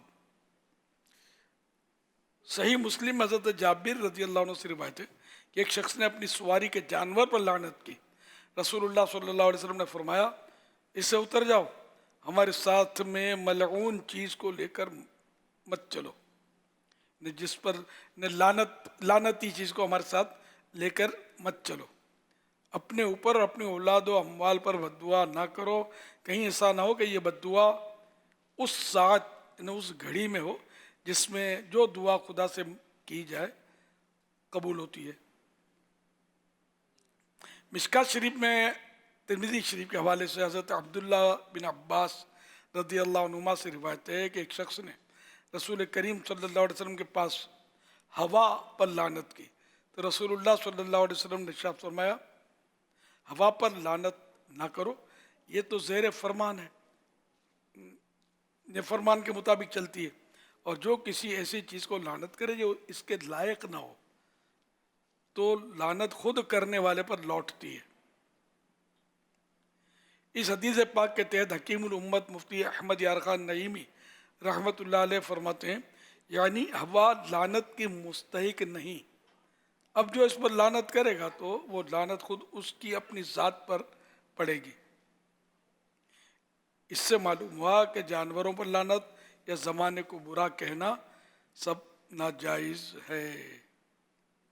لعنت اللہ کی رحمت سے دور، لعنت جو کہتے ہیں نا یہ مطلب تو یہ نہیں، اس کا معنی یہ لعنت کا کہ اللہ کی رحمت سے دور، تجھ پر لعنت تو اللہ کی رحمت سے دور ہو.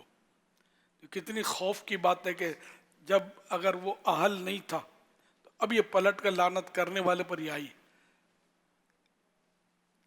کہ وہ تو نہیں ہے، تو اللہ کی رحمت سے دور. کتنی خوف کی بات ہے. بالکل لعنت کی عادت نکال دینی چاہیے. بچے بھی لکھ لعنت اور کیا کیا اس طرح یہ سکھانا نہیں چاہیے. بچوں کو بولیں تو انہیں سمجھانا چاہیے کہ یہ نہیں بولنے کا. صلو علی الحبیب صلی اللہ علی محمد. حضور ایک سوال یہ آیا ہے کہ اجتماعی قربانی میں کسی نے حصہ لیا تھا اور رقم جمع کرائی تھی، اجتماعی قربانی کے بعد بچی ہوئی رقم اسے واپس مل گئی، تو آیا کیا وہ اپنے ذاتی استعمال میں لے سکتا ہے؟ لینا تو جائز ہے لیکن بہتر یہ ہے کہ صدقہ کر دے. جو 7 حصے کی کسی نے اجتماعی قربانی میں کسی ایک کو بندہ کہہ دیتا یار، تو اس نے مل جل کر 7 کے حصے ڈال دیے اور اجتماعی قربانی کروا لی. اب جو پیسے بچے مثال کے طور پر 20,000 25,000 روپے بچ گئے، تو وہ جس نے اجتماعی قربانی کروائی تھی اور 7 حصے ڈلوائے تھے اس میں اس کا بھی ایک حصہ تھا، تو اس کو 25,000 مل گئے. تو اب یہ جو 25,000 یا 20,000 اس کو ملے ہیں تو وہ یہ ان 6 سے پوچھے کیا کرے، خود رکھ لے یا کیا کرے گی، یہ سب برابر اس پہ 6 میں تقسیم کرے یہ تو ضروری نہیں ہے کہ اس میں اسی کے حصے کے پیسے اس کو ملے ہوں. تو ایسی صورت ہو تو پھر کیا کرنا چاہیے؟ تو ظاہر ہے کہ اس کے اکیلے کے تو ہیں ہی نہیں، ویسے بھی وہ ہوتا یہ ہے اصل میں عام طور پر تو قربانی کی رقم اس طرح جو بچتی ہے وہ اخراجات کی رقم جو ہوتی ہے اسی میں سے کوئی بچت کی صورت ہوتی ہے. تو یہ ظاہر ہے کہ سب کے ہی اس کے اندر مشترکہ ہوتے ہیں اور سبھی کی اجازت سے یہ دیے جائیں گے، اور اس میں عافیت اسی کے اندر ہے کہ اس کو صدقہ کیا جائے.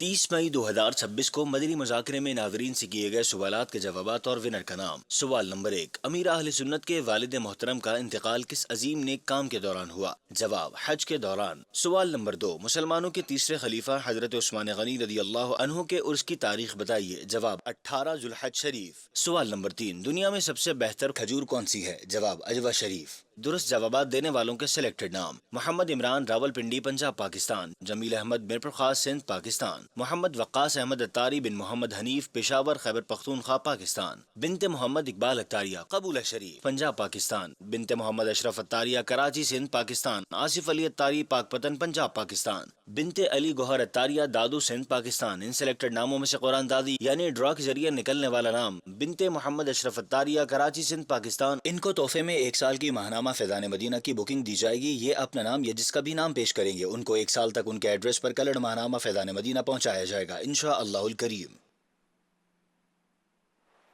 یوٹیوب چینل مولانا الیاس قادری پر یہ سوال کر رہے ہیں، یہ کہہ رہے ہیں کہ اگر کسی پر قسم کا کفارہ لازم ہو اور کیا صرف توبہ کر لینے سے قسم کا کفارہ ادا ہو جائے گا؟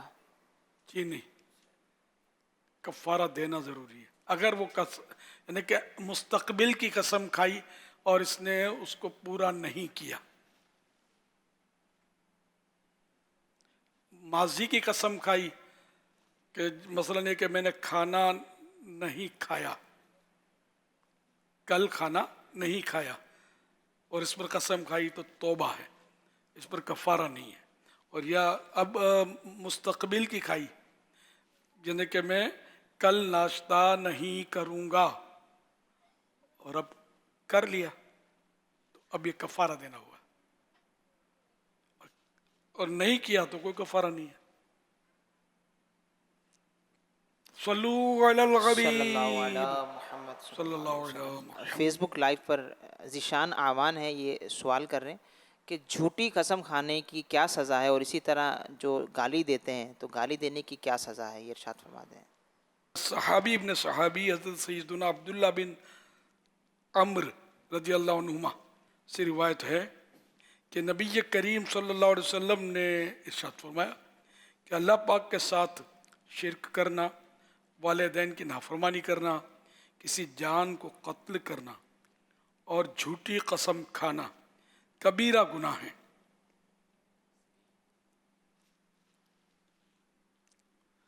صلو علی الحبیب صلی اللہ علیہ محمد. اور گالی کا بھی پوچھا، گالی کو بھی فسق کہا ہے حدیث شریف میں. گالی دینا فسق، یہ فسق گناہ ہی ہوتا ہے، ورنہ کبیرہ گناہ ہو تو فسق ہوتا ہے، یا صغیرہ ہو چھوٹے تو بار بار کریں تو کبیرہ ہو جاتا ہے، لیکن اس کو فسق ہو جاتا ہے، تو اس کو فسق کہا ہے گالی دینے کو. جھگڑے کی حالت میں گالی دے تو منافق کی نشانی بھی کہا ہے کہ نفاق کی ایک نشانی ہے. جھگڑے کی صورت میں جھگڑا ہو رہا ہے اور اب گالی نکالی تو یہ منافق کی نشانی بھی ہے، گناہ تو ہے ہی. تو اللہ پاک ان گناہوں سے ہم سب مسلمانوں کو محفوظ فرمائے. ارشاد حضرت عبداللہ بن عمر بن عاص رضی اللہ عنہما، جو کسی مجلس یعنی بیٹھک سے فارغ ہو کر یہ دعا 3 بار پڑھ لے تو خطائیں مٹا دی جاتی ہیں، اور جو مجلس خیر ہو مجلس ذکر میں پڑھے تو اس کے لیے اس خیر یعنی بھلائی پر مہر لگا دی جائے گی. آئیے مل کے پڑھتے ہیں. سبحانک اللہم وبحمدک لا الہ الا انت استغفرک وَأَتُوبُ إِلَيْكَ. سبحانك اللهم وبحمدك لا إله إلا أنت لا إله إلا أنت أستغفرك وأتوب إليك وأتوب إليك سبحانك اللهم سبحانك اللهم وبحمدك وبحمدك لا إله إلا أنت لا إله إلا أنت أستغفرك أستغفرك وأتوب إليك وأتوب إليك صلوا على الحبيب صلى الله على محمد. مولاي صل وسلم دائما أبدا على حبيبك خير الخلق كلهم. مولاي صل وسلم دائما أبدا على حبيبك خير الخلق كلهم. یا سیدی آپ کے فرمان پر لبیک کہتے ہوئے دعوت اسلامی کی ترقی کی خوشی میں 2 رکعت نفل ادا کرنے کی سعادت حاصل ہوئی. اللہ کرم ایسا کرے تجھ پہ جہاں میں اے دعوت اسلامی تیری دھوم مچی ہو. فرمان آخری نبی صلی اللہ علیہ وآلہ وسلم مغفرت کے اسباب میں سے ایک سبب بھوکے مسلمان کو کھانا کھلانا ہے. سبحان اللہ. اللہ پاک باپا کو شفا عطا فرما. آمین. لبیک اللہم لبیک. اللہ پاک پاپا کو بخش دے. آمین. عبداللہ شاہ غازی رحمۃ اللہ علیہ عالم، محدث اور ولی کا عمل تھے. آپ کا شمار تابعین و تبع تابعین میں ہوتا ہے. آپ کا وصال 20 ذوالحجۃ الحرام 151 ہجری کو ہوا. آپ کا مزار ساحل سمندر پر کلفٹن، کراچی، پاکستان میں ہے. میرا نام اسماعیل ہے. My name is Ismail. میرا نام محمد اسماعیل ہے. My name is Muhammad Ismail Numan Adari. علم و ادب کا سلسلہ مدنی مذاکرہ، عطار کی علمی ضیا مدنی مذاکرہ. لبیک اللہم لبیک. لبیک لا شریک لک لبیک ان الحمد والنعمت لک والملک لا شریک لک. اللہ اکبر اللہ اکبر. لا الہ الا اللہ واللہ اکبر اللہ اکبر وللہ الحمد. نام مصطفیٰ صلی اللہ علیہ وسلم بے شک حج پہلے کے گناہوں کو معاف کروا دیتا ہے. ماشاءاللہ ماشاءاللہ. اللہ پاک ان تمام بچوں کو، بچیوں کو، ماں باپ، خاندان سمیت بار بار میٹھا مدینہ دکھائے، حج نصیب کرے. اللہ سب کو سلامتی اور عافیت عطا فرمائے. ماشاءاللہ. مدنی مذاکرے میں ناظرین سے 3 سوالات بھی کیے جاتے ہیں. آج ناظرین سے جو نئے سوالات کیے جا رہے ہیں وہ نوٹ کر لیجئے. سوال نمبر 1، کس چیز کی محبت گناہوں کی جڑ ہے؟ سوال نمبر 2، ہمارے پیارے نبی صلی اللہ علیہ وآلہ وسلم جب کسی کے گھر کے باہر تشریف لے جاتے تو دروازے کے کس طرف کھڑے ہوتے؟ سوال نمبر 3، لعنت کا مطلب بتائیے. ان 3 سوالات کے جوابات آپ ہمیں واٹس ایپ نمبر 0308262600 اور SMS نمبر 0341125555 پر دے سکتے ہیں.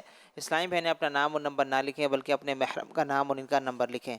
آئیے مدنی چینل کے ناظرین، گزشتہ مدنی مذاکرے میں جو ناظرین سے سوالات کیے گئے ان کے جوابات اور قرآن اندازی دیکھتے ہیں.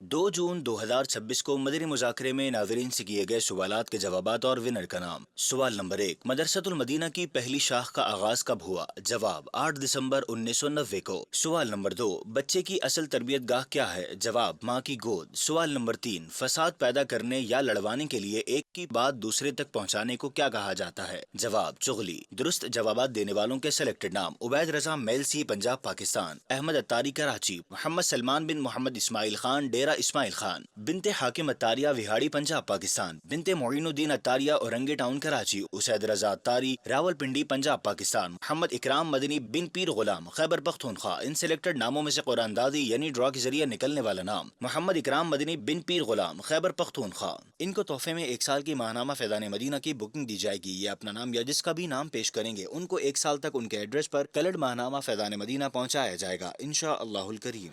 مدنی چینل کے ناظرین، ہر ہفتے ہمیں ایک رسالہ پڑھنے کے لیے دیا جاتا ہے. آئیے جانتے ہیں اس ہفتے کا رسالہ کون سا ہے اور اس حوالے سے سنتے ہیں دعائے امیر اہل سنت۔ مدنی چینل کے ناظرین اور فیضان مدینہ کراچی کے حاضرین، ہر ہفتے ایک رسالہ پڑھنے اور سننے کے لیے عطا کیا جاتا ہے۔ آئیے اس رسالے کے بارے میں سنتے ہیں دعائے عطار۔ دروازہ کھولنے کی آواز کا ذکر مفسرین نے کہا ہے کہ دروازہ کھولنے کی آواز اور چھت کا چٹخنا یہ بھی تسبیح کرتا ہے، اور ان سب کی تسبیح سبحان اللہ و بحمدہ ہے۔ یا رب کریم، جو کوئی 16 صفحات کا رسالہ ذکر اللہ کے واقعات پڑھ یا سن لے، اسے دونوں جہانوں میں سکون عطا فرما کر ماں باپ اور خاندان سمیت جنت الفردوس میں بے حساب داخلہ نصیب فرما۔ اللہم آمین بجاہ خاتم النبیین صلی اللہ تعالی علیہ وآلہ وسلم۔ صلو علی الحبیب صلی اللہ علی محمد۔ ذکر اللہ کے واقعات اس رسالے میں آپ پڑھ سکیں گے۔ پیٹھ پر کوڑے کا نشان، کیکڑے کا شرعی حکم، مچھلیاں پکڑنے والوں کا واقعہ، قابل رشک کون، اور بہت کچھ۔ اردو زبان میں 16 صفحات پر مشتمل یہ رسالہ 22 روپے ہدیہ پر مکتبۃ المدینہ سے طلب کیا جا سکتا ہے۔ اسی کے ساتھ ساتھ یہ رسالہ مزید 7 زبانوں میں آن لائن بھی پڑھا جا سکتا ہے، جس میں انگلش، فرینچ، ہندی، سندھی، پشتو، بنگلہ اور رومن اردو شامل ہیں۔ یہ رسالہ دعوت اسلامی کی ویب سائٹ www.dawatislami.net سے PDF اور آڈیو فارمیٹ میں فری ڈاؤن لوڈ بھی کیا جا سکتا ہے۔ اپنے مرحومین کے ایصال ثواب کی نیت سے رسائل خریدتے تقسیم کیجیے یا مکتبۃ المدینہ کو اپنا آرڈر بک کروانے کے لیے اس نمبر 0313113928 پر رابطہ کیجیے۔ ہفتہ وار رسالہ پڑھنے اور سننے والوں کی کارکردگی۔ رسالہ منہاج العابدین سے 38 مدنی پھول قسط 1، دنیا بھر میں اسلامی بھائی 7,24,500 724,500، دنیا بھر میں اسلامی بہنیں 7,30,974 730,974، مجموعی کارکردگی 14,55,474 1,455,474۔ ماہ ذوالحج شریف میں امیر سنت برکاتہ العالیہ نے نفل روزے رکھنے کی ترغیب ارشاد فرمائی تھی۔ باقاعدہ اس کی پوری کمپین چلی، مہم بھی چلی تھی، اس کی کارکردگی بھی ہمیں روزانہ موصول ہوتی رہی۔ اسی طرح روزانہ 700 درود پاک پڑھنے کی بھی امیر سنت برکاتہ العالیہ نے ترغیب ارشاد فرمائی تھی۔ آئیے اس حوالے سے کارکردگی دیکھتے ہیں۔ ذوالحج شریف 1447 میں نفلی روزے رکھنے والوں کی نیتیں۔ کل روزے رکھنے والوں کی نیتیں اسلامی بھائیوں کی تعداد 65,479، 65,479۔ اسلامی بہنوں کی تعداد 50,593، 50,593۔ ٹوٹل اسلامی بھائی اور اسلامی بہنوں کی نیتیں 1,16,072، 116,072۔ روزانہ 700 مرتبہ درود پاک پڑھنے والوں کی نیتیں۔ اسلامی بھائیوں کی تعداد 1,52,723، 152,723۔ اسلامی بہنوں کی تعداد 1,20,604، 120,604۔ ٹوٹل نیتیں 2,73,327، 273,327۔ فیضان شاہ دو سرا مدنی مذاکرہ، عطار کی علمی ضیا مدنی مذاکرہ، علم و ادب کا سلسلہ مدنی مذاکرہ، عطار کی علمی ضیا مدنی مذاکرہ۔